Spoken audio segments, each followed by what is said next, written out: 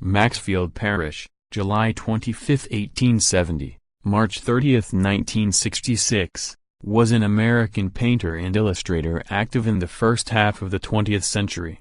He is known for his distinctive saturated hues and idealized neoclassical imagery. Early life and education. Born in Philadelphia, Pennsylvania, he was the son of painter and etcher Stephen Parrish. His mother was Elizabeth Bancroft. He began drawing for his own amusement as a child. He was raised in a Quaker society. His given name was Frederick Parrish, but he later adopted the maiden name of his paternal grandmother, Maxfield, as his middle name, and later as his professional name. Young Parrish's parents encouraged his talent. In 1884, his parents took Parrish to Europe. He toured England, Italy, and France.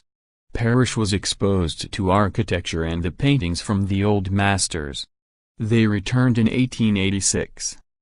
During their travels, however, Parrish studied at the Parrish School of a Dr. Kahneman. He attended the Haverford School, Haverford College in 1888. He studied architecture there for 2 years. From 1892 to 1895, he studied at the Pennsylvania Academy of the Fine Arts to further his education in art. He studied under artists Robert Vaughan and Thomas Pollock Anschutz.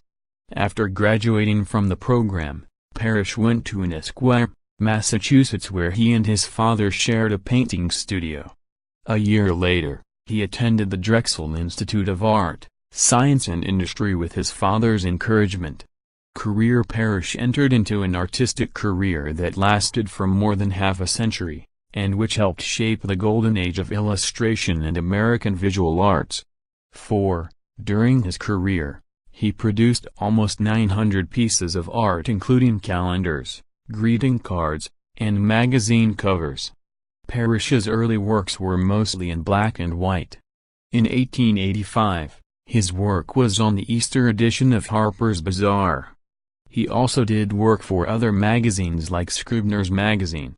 He also illustrated a children's book in 1897, Mother Goose in Prose, written by L.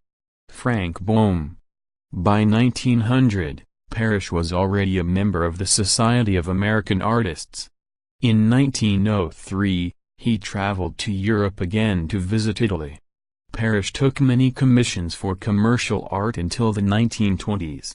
Parrish's commercial art included many prestigious projects, among which were Eugene Field's Poems of Childhood in 1904, and such traditional works as Arabian Nights in 1909.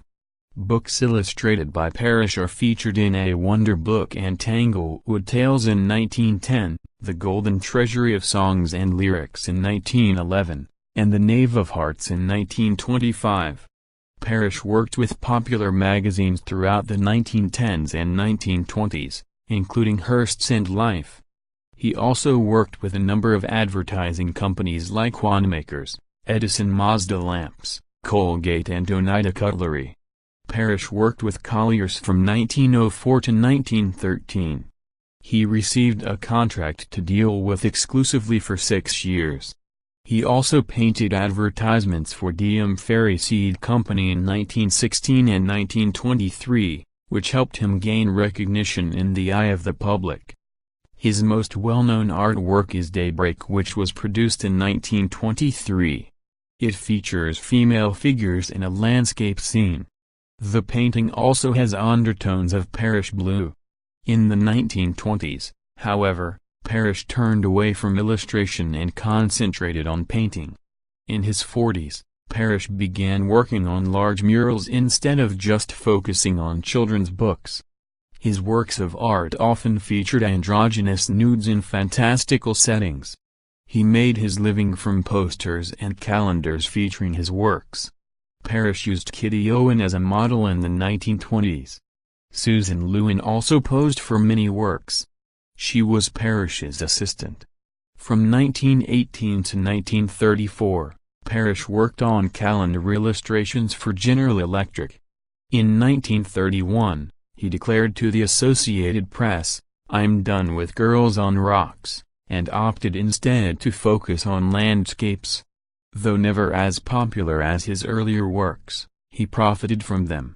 He would often build models of the landscapes he wished to paint, using various lighting setups before deciding on a preferred view, which he would photograph as a basis for the painting. See for example, the Mill Pond.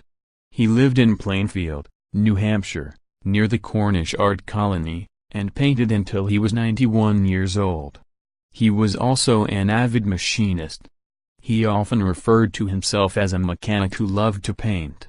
By 1935, Parrish only painted landscapes. Parrish was earning over $100,000 per year by 1910, when homes were $2,000. Norman Rockwell referred to Parrish as "my idol."